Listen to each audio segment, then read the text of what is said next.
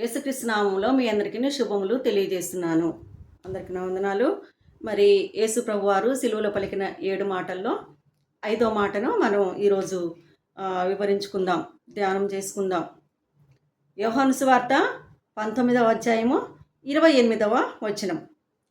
అటు తర్వాత సమస్తమును అప్పటికి సమాప్తమైనదని ఎరిగి లేఖనము నెరవేరునట్లు నేను దప్పిగొనుచున్నానెను.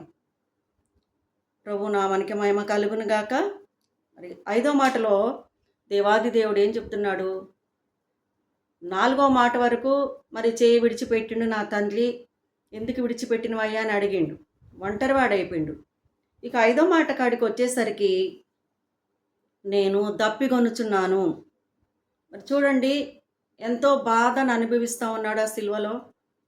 మరి ఆ శరీరంలో రక్తమంతా కూడా వెళ్ళిపోయింది. మాట్లాడలేని పరిస్థితి. నిజంగా మరి శారీరకంగా ఉన్నాడు గనక, శరీర మాంసములతో ఉన్నారు గనక మరి ఆ టైంలో నిజంగా దాహం కావచ్చు, అంత బాధని అనుభవిస్తున్నాడు గనక వారు ఏం చేశారంటే, మరి నేను దప్పిగొనుచున్నానని నాకు నీళ్ళు ఇవ్వమని అడిగితే ఏం చేశారు? మత్తయి సువార్త 27వ అధ్యాయము 34వ వచనములో చేదు కలిపిన ద్రాక్షారసమును ఆయనకి త్రాగనిచ్చిరి, కానీ ఆయన దానిని రుచి చూచి త్రాగనొల్లకపోయెను. అంటే చూడండి, మంచినీళ్ళు అడిగితే మంచినీళ్ళు ఇవ్వాలి, కానీ మంచినీళ్ళు ఇచ్చేంత మనసు లేదు. ఎందుకంటే అసలు వీళ్ళ ఉద్దేశం ఏంటి? యేసుక్రీస్తుని చంపాలనే ఆయన సిలువకు కొట్టారు. మళ్ళీ తను బ్రతకటానికి కూడా కొన్ని మంచినీళ్ళు ఇవ్వమంటే ఇస్తారండి? ఇవ్వలేని పరిస్థితి అది. ఇవ్వరికి అంతే. వాడు చేదు చిరకనిచ్చేటప్పటికి ఆయన అలాగ తాగటానికి ట్రై చేసిన, రుచి చూసిండు, అంటే రుచి ఎరిగిండనమాట. అది ఎట్లా ఉంటుంది అనేది. అది నీళ్లు కావు కదా, అందుకని దాన్ని రుచి చూసి తాగనొల్లకపోయాను, అన్న తాగలేకపోయిందనమాట. ఆ నీరు చాలా చేదుగా ఉంటుంది కనుక త్రాగనొల్లకపోయాను అని చెప్తుంది వాక్యం. చూడండి, ఎంతో బాధ, మరి గొంతు ఎండిపోయే పరిస్థితి, మరి ఎంతగానో వేదన పడతా ఉన్నాడు. నిజంగా దాహమైంది, కానీ వారు ఇచ్చే పరిస్థితి లేదు. అంత హేళన, మరి ఎగతాళి చేసే మనుషులు, ప్రాణం తీయాలని చూశారు ఎటువంటి నేరం లేని వ్యక్తిని. మరి అలాగ చేసిన ప్రజలు మళ్ళీ మంచినీళ్ళు ఇచ్చి తనని బ్రతికిస్తారా చెప్పండి? అలా కాదు, కానీ వారు చేదునిచ్చేసరికి ఇదంతా కూడా ఒక చేదుగా కనపడతా ఉంది. ఈ ప్రజలందరూ కూడా ఒక చేదుని మరి భుజిస్తూ ఉన్నాడు. చేదు అనుభవంలో నుంచి ప్రభు వెళ్తూ ఉన్నాడు. చూసినట్టయితే కనుక చూడండి, మరి దాహం అని అంటే ఎండాకాలం మనం ఎక్కడైనా బయటికి ప్రయాణం వెళ్ళి మరి ఆ ఎండలో పడి ఇంటికి వచ్చేటప్పటికి ఎంతో దాహం వేస్తుంది కదా. చల్లగా మనం మంచిళ్ళు తీసుకుంటాం, కాసేపు రెస్ట్ తీసుకుంటాం. అంటే చూడండి, ఆయన ఆ ఎండలో అంత బాధను అనుభవిస్తూ దెబ్బలు, మరి ఎగతాళి, ఉమ్మి వేశారు, గడ్డం లో ఉన్న వెంట్రుకల లాగారు, ఎంతగానో ముళ్ళ కిరీటము, బల్లెపు పోటు, రక్తమంతా కారిపోయింది. అటువంటి ఆ స్థితిలో ఎంత దాహం వేయాలండి. అలా అడిగినప్పుడు వీళ్ళు చేదునిచ్చారనమాట. చేదుని తాగాడా, రుచి చూచిండు, అంటే రుచి తెలుసుకున్నాడనమాట. ఇవి మంచినీళ్ళు కావు అని అర్థమైపోయింది. చూడండి, ఇదంతా చేదు. ఈ ప్రజలే చేదుని మరి తినిపిస్తూ ఉన్నారు. ఇంకా ఆయన ఇక మంచినీళ్ళు కూడా ఇస్తారా? ఇవ్వలేని పరిస్థితి, వారు ఆయన త్రాగలేని పరిస్థితి. ఆయన ఎటు తిరిగి తన ప్రాణాన్ని తీయాలని చూశారు కనుక అది అలాగ లేఖనం నెరవేర్పు కొరకు అలా ఇచ్చారనమాట. కానీ చేదు చిరకని ఆయన తాగలేకపోయిందనమాట. ఇప్పుడు చూసినట్టయితే కనుక పాత నిబంధన కాలంలో ఇశ్రాయేలు ప్రజలు కూడా ఆమోసు గ్రంథము 8వ అధ్యాయం 13వ వచనంలో చూసినట్టయితే, ఆ దినమందు చక్కని కన్యలను యవనులను దప్పి చేత సొమ్మసిల్లుదురు. చూడండి, కన్యలు, యవనస్తులు, పెళ్లి కాని వారు, యవనస్తులు, మగపిల్లలు, ఆడపిల్లలు ఏం చేశారు? దప్పిక చేత మరి సొమ్మసిల్లిపోయారంట. ఎటువంటి దప్పిక కలిగి ఉన్నారు వీరు? పాపం అనే దప్పిక చేత వీరు సొమ్మసిల్లిపోయారు. ఈ రోజులలో చూసినట్టయితే కనుక ఆ రోజులలో మరి పాపం విచ్చలవిడిగా జరిగిపోయింది ఇశ్రాయేల్ ప్రజలలో. మరి దేవుని మరిచారు. వారు ఎవరిష్టానుసారంగా వారు వాళ్ళ మార్గాన్ని వెన్నుకున్నారు. వారి విగ్రహాలకు బలి ఇచ్చారు, ఆరాధించారు విగ్రహాలను. కానీ అక్కడ కూడా పాపం అనేది కూడా విస్తరించిందనమాట. యవ్వన బిడ్డలు అనమాట. ఈ రోజుల్లో, ఆ దినాలలోనే పాపం చేయలేదండి. ఈ రోజులలో కూడా చూసినట్లయితే కనుక చక్కని అందంగా ఉన్న పిల్లలంటే అసలుకి మరి వాళ్ళు చూస్తే ఎట్లా ఉంటారంటే, ఒక ఉద్యోగస్తుల పిల్లలు, ఒక ఉన్నతమైన మరి స్థితిలో ఉన్న పిల్లలు, ఆ పిల్లలు ఏం చేశారు? తల్లిదండ్రులేమో చక్కగా వేలకు లక్షలు డబ్బు పెట్టి వాళ్ళని చదివిస్తూ ఉంటే వీళ్ళు ఏం చేస్తున్నారంటే మరి వాళ్ళ దప్పిక కోసం ఎక్కడెక్కడో తిరుగుతా ఉంటారు. మరి చెడ్డ స్నేహితులు, చెడ్డ ఫ్రెండ్‌షిప్పు, ఆ! చెడు మార్గాలు ఎత్తుక్కోవటం. మరి అలాగా తిరిగి తిరిగి ఏమైతున్నారు లాస్ట్‌కొచ్చేసరికి సొమ్మసిల్లిపోతారు. సొమ్మసిల్లటం అంటే ఏ కాడికి గూడా వీళ్ళు చేసే పనులకి వాళ్ళకింకా ఇంకా ఇంకా ఫోన్ మాట్లాడుతా ఉంటారు. సెల్ ఫోన్ చూస్తా ఉంటారు. ఆ పార్కులెమ్మట ఈ పార్కులు తిరుగుతా ఉంటారు. కానీ ఇంకా బాయ్ ఫ్రెండ్స్ ఇలాగ తిరుగుతూ తిరుగుతూ గూడా వాళ్ళ దప్పికని ఇంకా మరి ఇంకా సరిపోదనమాట. ఇంకా దాహం, ఇంకా దాహం. ఏమిటి దాహం అంటే లోకాశ, శరీరాశ, నేత్రాశ, డబ్బాశ, ఆ! మరి విచ్చలవిడిగా తిరగటం, డ్రగ్స్ ఇయన్నీ గూడా త్రాగుడు, వ్యభిచారము ఇవన్నీ గూడా ఏమైతున్నాయి అంటే ఇంకా ఇంకా చేయాలి. ఇంకా ఇంకా దాహం. ఇంకా ఇంకా అలాగ యవ్వనస్తులు ఏం చేస్తున్నారంటే పొద్దాకులు గూడా తిరిగి తిరిగి వారు సొమ్మసిల్లిపోతున్నారని మరి లేఖనం తెలియజేస్తుంది. ఈ రోజుల్లో కూడా అలాగనే ఉన్నారు పరిస్థితులు. చూసినట్టయితే గనక చూడండి మంచి మంచి యవ్వన బిడ్డలనమాట. ఇంకో కొద్ది రోజులలో జాబ్ కొట్టేస్తారు. ఇన్ని లక్షల రూపాయలు ఖర్చు పెట్టినాం అని వాళ్ళ తల్లిదండ్రులు వాపోతారు. లాస్ట్‌కి ఏమైతుందనంటే వారంతట అలా ఆత్మహత్య చేసుకోవటమో, లేకపోతే హత్య చేయబడటమో ఇలాగ ఎంతమంది ప్రాణాలు ఆ దుష్టుడు అపవాది ఏం చేస్తానంటే వీళ్ళని పాపపు ఊబిలోనే నెట్టి మరి చివరికొచ్చేసరికి వాళ్ళ ప్రాణాలు గూడా తీసి మరి నరకానికి తీసుకెళ్తున్నారనమాట. దుష్టుడు అలా చేస్తున్నాడనమాట యవ్వన బిడ్డల్ని. ఈరోజు చూసినట్టయితే గనక మరి యవ్వన పిల్లలే చేస్తున్నారు, యవ్వనస్తులే చేస్తున్నారా? కన్యలే పెళ్లి కాని పిల్లలే చేస్తున్నారా? మరి కాదు గాని. వయసుతో సంబంధం లేకుండా ఈ రోజుల్లో చూసినట్టయితే గనక మరి వయసు మీద పడ్డవారు గూడా అసలు ఇదేంటండి? అన్నీ చక్కగా ఉండి గూడా, ఫ్యామిలీ ఉండి గూడా ఏంటి పాపము. అలాగా వాళ్ళు దప్పిక చేత సొమ్మసిల్లు ఇంకా చేయాలి, ఇంకా తిరగాలి, ఇంకా ఫోన్ మాట్లాడాలి, ఇంకా ఏదో చెయ్యాలి, తిరగాలి, అలసిపోవాలి. సొమ్మసిల్లిపోయారన్నమాట. ఈ రోజుల్లో చూసినట్టయితే కూడా అంతే ఉంది. కుటుంబంలో సమాధానము లేదు. చూడండి మంచి మంచి కుటుంబాలు కూడా విచ్ఛిన్నమైపోతున్నాయి. దేనివల్ల? ఒక పాపం వలన. ఈ పాపం అనే దప్పిక మరి యోహాను సువార్తలో చూసినట్టయితే గనక అక్కడ కూడా ఒక వ్యక్తి కనపడతా ఉంటది. ఎవరామె? సమరయ స్త్రీ. చూడండి సమరయ స్త్రీని మరి దేవుడు దర్శించిండు కదా! యాకోబు దగ్గర మంచినీళ్ళకి వెళ్ళినప్పుడు సమరయులకు, యూదులకి అసలుకి సాంగత్యం లేదు. అయినప్పుడు కూడా తను ఎండవేళ వెళ్ళిందనమాట. ఎందుకంటే వీళ్ళు చూస్తే నీళ్ళకి రానివ్వరనమాట. వీరు పాపులు, మరి విగ్రహారాధులు, అన్య ప్రజలనమాట సమరయులంటే. చూడండి అటువంటి సమరయ స్త్రీ మరి బావి దగ్గరికి వచ్చినప్పుడు యేసుక్రీస్తు ప్రభువారు కూడా ముందుగానే వెళ్ళి అక్కడ కూర్చున్నాడనమాట. చూడండి అంటే తన టైము, ఈమె టైము దేవుడు అక్కడ ఆయన చిత్తానుసారంగా జరిగిందనమాట. సమరయ స్త్రీతో కూడా దేవుడు మాట్లాడుతూ ఉన్నాడు. నాకు ఈ నీళ్ళు అంటాడు. ఈ నీళ్ళు చాలా లోతుగున్నాయ్యా, మీరు యూదులు, మేము సమరయులు, మీకు మాకు సాంగత్యం ఎక్కడిది?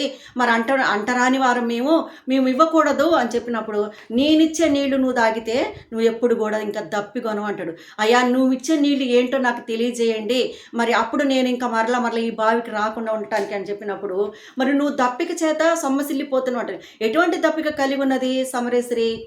పాపం అనే దప్పిక చేత. అప్పటికే 5 భర్తలు, ఒకరంట ఒకరు 5 అయిపోయారు. ఇంకా ఇప్పుడున్నవాడు నీవాడు కాదని చెప్తున్నాడు. అంటే తన హృదయం అంతా కూడా అక్కడ పరిచి దేవుడు చూపిస్తూ ఉన్నాడు. ఇగో నీ పరిస్థితి ఇది, ఇగో నువ్వు ఇలా తిరుగుతున్నావు, ఇగో నీకు ఇంతమంది భర్తలు ఉన్నారు, ఇగో ఇప్పుడున్నవాడు నీ భర్త కాదు అంటే సీక్రెట్గా కొంతమంది, అందరికి తెలిసినట్టు కొంతమంది. చూడండి ఈ లోకమే లోకం పాడైపోతుంది అనమాట. ఇలాంటి మరి పాపం అని దప్పిక చేత సమరయ స్త్రీ కూడా సొమ్మసిల్లిపోయింది, తిరిగి తిరిగి అలసిపోయిన ఆ దప్పిక తీరిందా? తీరలే. కానీ దేవుని దగ్గరికి వచ్చినప్పుడు ఆ దప్పిక ఎటువంటి దప్పికని అంటే నేనిచ్చి నీళ్లు తాగు అని ఎప్పుడు కూడా మరి దప్పికొనడు అన్నప్పుడు అయ్యా ఆ నీళ్ళు నాకి అని చెప్తున్నాడు. చూడండి ఆయన దాహం కోరితే చాలా లోతుగా ఉన్నవి, మీ దగ్గర ఏమైనా ఉన్నదా చేదుకోవటానికి, తోడుకోవటానికి, ఆ నీళ్ళు పైకి తీసుకోవటానికి అని చెప్పి చాలా సంభాషణ అక్కడ నడుస్తూ ఉంటుంది అనమాట. చూడండి అంటే హృదయ రహస్యాలు ఎరిగిన దేవుడు. నీ స్థితి ఏంటో, నా స్థితి ఏంటో, నీ హృదయం ఎలా ఉంది, నీ ఆలోచన ఎలా ఉంది, నీ నడవడి ఎలా ఉంది, నీ మాట, నీ చూపు ఎలా ఉంది అనేది దేవునికి తెలియదా? దేవుని బిడ్డల మీద మనం చాలా జాగ్రత్తగా ఉండాలి. ఈ రోజులో చూసినట్టయితే దేవుని బిడ్డలు కూడా దేవుని ప్రార్థన పోతామంటారు, వారు మరి తప్పుడు పనులు చేస్తూ ఉంటారు, ప్రార్థన పోతామంటారు, వారి చెడు మార్గాలు ఎన్నుకుంటూ ఉంటారు. చూడండి దేవుడు ఒక్కసారి క్షమిస్తాడు, 2 సార్లు క్షమిస్తాడు.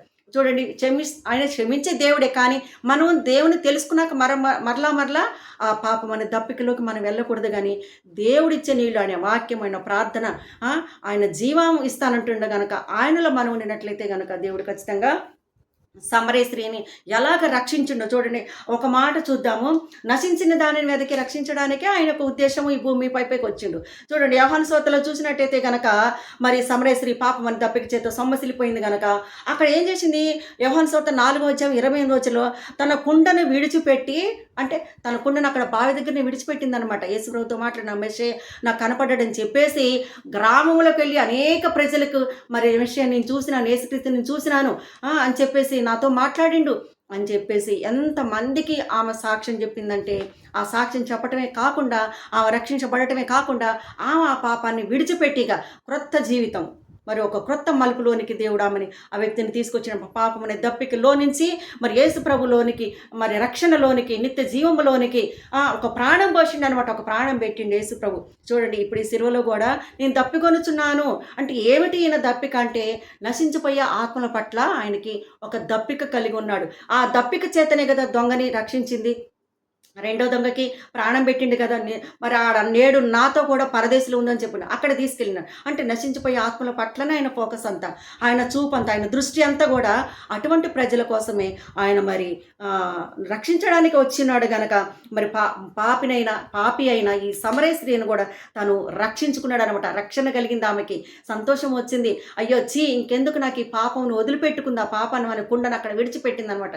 కుండ అంటే పాపం అన్నట్టు తన హృదయంలో అలాంటి పాపాన్ని అంతటి కూడా తీసివేసుకొని ఒక నూతనమైన హృదయం, నూతన సృష్టిగా, నూతనమైన వ్యక్తిగా, మంచి తలంపులు, మంచి ఆలోచన, మంచి మనసు, మంచి జ్ఞానము దేవుడు ఇచ్చి ఆమెను ఏం చేసాడు? రక్షణ అనే మార్గంలో నడిపించడానికి, సత్యం అనే మార్గంలో నడిపించిండు, జీవం అనే మార్గంలో నడిపించిండు ఆమెని. ఆ వ్యక్తి ఆ రోజు నుంచి చక్కగా మరి దేవుని భయభక్తులు కలిగి, ఈమె ఒక్కతే రక్షింపబడలేదు కానీ అనేక ప్రజల్ని కూడా దేవుని వైపు మరి త్రిప్పినట్టుగా ఆ గ్రామంలో ఉన్న ప్రజలందరికీ నేను మెషియన్ చూసినాను, నీ క్రీస్తుని చూసినా, నాతో మాట్లాడిండు అని చెప్పేసి ఆమె అందరితో కూడా ఏమో సాక్ష్యాన్ని పంచుకొని అనేక ప్రజలను కూడా మరి దేవుని వైపు తిప్పినట్టుగా అక్కడ మరి లేఖనం తెలియజేస్తామండి.